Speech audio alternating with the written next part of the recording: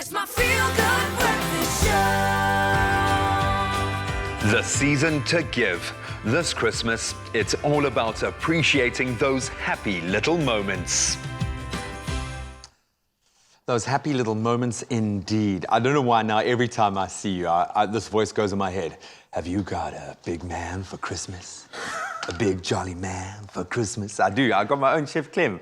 He's like my own personal Santa Claus because he brings Christmas love and joy every time. And this is a prelude to our culinary hotline. Bling! Ting, ting, ting! Yes, back, baby, but that's a little bit later. Right now, we're going to get into some more Christmas treats, and I think some baking recipes maybe just too complicated, a little intimidating to try at home, and you need a shortcut. So if you are lusting after some creamy Pasteis de Nata, did I say that right? You actually said it better than it's supposed to be said. Thank you. See, Santa, you have come to the right place this morning, undoubtedly, because Chef Clem is showing us how to make a delicious cheats version. You so naughty, man. So what I like about Pasteis de Nata is that flaky, crispy pastry, right? But that's difficult. That takes a lot of... Very difficult. It's a lot.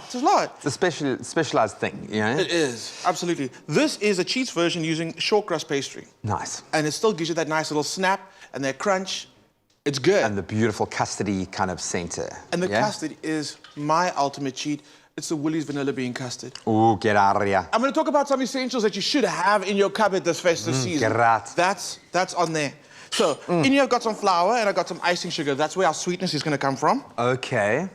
A little bit of salt. Whenever you need a sweet pastry for this? Yeah. You do. The custard's not really sweet. But, you know, it's just there. It's got a hum of sweetness. It's not like sweet. So that adding that sugar makes all the difference. A little bit of salt whenever you bake. A little bit of salt. Yeah, you must do that, and you also mustn't look. Oh, you must make eye contact. You must make eye contact with the person, and then you gooi. Nailed it. Did I get it? Nailed it, Free.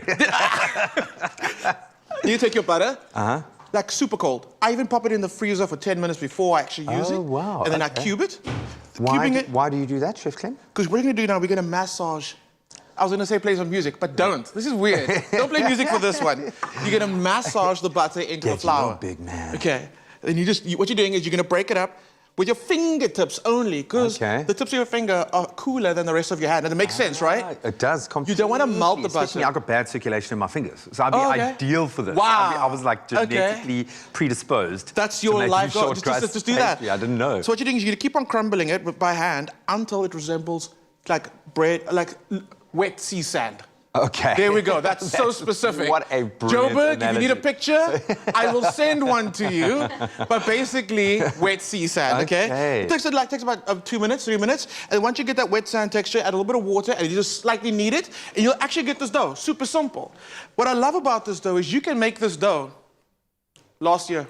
Really? You could make this a year ago. Last Christmas, literally. I made you some dough. You know what? That's quite sweet. Eh? You should find your loved one and make this dough Christmas Day, and then next year This year you threw it away. No, don't throw it away. Don't throw it away. Okay. You roll out your dough. You get your cookie cutter. Use a cup. Use whatever you have. That's going to give you that round shape. All you're going to do. That actually works quite well because it's got the little perforated kind of. Be frilly on Christmas. Yeah. Absolutely. It's a one time you can be over the top and be like, you know what? Add some gold glitter to it. No, don't. Because people are going to like this. Add gold glitter to yourself. Yesterday I made silver glitter ice with Jesse Clegg, and then of course asked him to have a taste. And then he had sparkly glitter face for the rest, every performance. And then he's already shining. Look at him now. Now it's like literally, okay. Glad that this happened. If your pastry does break a little bit while you're busy rolling it out as well, it's so simple. This is such a forgiving pastry. Just pinch it back together. Okay. And you're good to go. Repair. Brilliant. Pop that into your muffin tin, and then it goes into the oven like this to blind bake. What you can do is you just poke a little fork at the bottom so it doesn't rise. Okay. If you want to be very fancy, you can add some dried beans.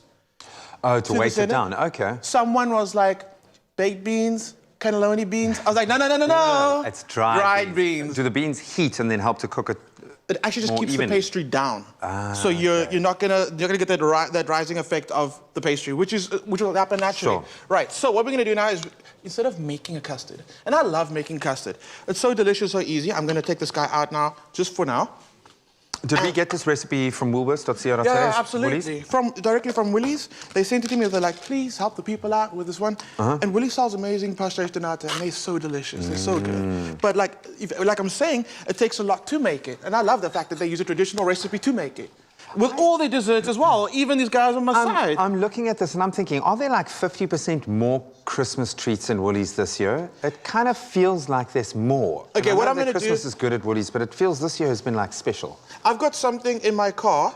It's the catalogue for all their delicious desserts, okay? When the culinary hotline starts, I'm going to show you. Thank you. It's beautiful. It's just like the North Pole exists in Woolworths. All the goodies are there. Okay. You are the big man for Christmas. I told you, man. Stop it. Jingle all the way. Okay.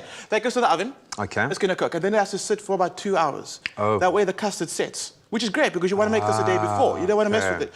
Okay. Another pantry item you need for the festive season are the frozen berries. For sure. They're absolutely delicious and they're picked at their prime. And I love that because if you buy berries fresh and then you're leaving them in your freezer for a little bit and you're only eating them like 2 weeks later, you're going to get like a different flavor, right? Sure. You're not going to get that fresh berry flavor. No, you want them to pop. I got butter on my fingers. Graham, can you help me out? I got butter on my hands. Now you put butter on this thing. I don't think No, I'm I did. Wow, guys. Let's just do this. Cut it to the floor. Yeah, there we go. There we go. So you're going to add the berries. And this is our same dish that we used to make the tea and shea bread. Are we using all of the berries? All of it. Ta-da. This is the same dish. So we're repurposing that dish that we got from the Woolies tea and shea bread.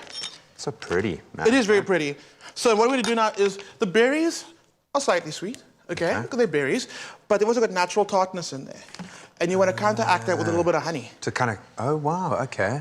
And the thing about the festive season is you're allowed to be, like I said, over the top, and things can be a little sweeter. It's the festive season. You earn the right. Yeah, no, it's been a tough year. We need it. We need it. That goes to the oven, and you're going to roast it. So we're not going to, like we do it in the pot. Yeah. It's going to intensify the flavor so much. Okay. You're going to end up with this beautiful... Oh, you're going to get that kind of caramelization going. Absolutely. This on a pancake, this stirred through yogurt, this with custard on top. Yeah, absolutely. Beautiful, man. So it's all about creating different flavor profiles. So we got the butteriness of our pastry, the creaminess of our custard, and now that like fruitiness coming through in the berries. That's so delicious, and it's so easy to make. And it's a cheat. Absolutely spectacular, my friend. Do you like fruitcake? I love fruitcake. Fruitcake, guys, I'm saying this again. Fruitcake and blue cheese. Just try it. Just try it once. Okay. I promise you, it's so good. And I also like these little, when you want a little fruitcake snack, they got these little tinier portions of it, and there's no alcohol in there, which is also really great.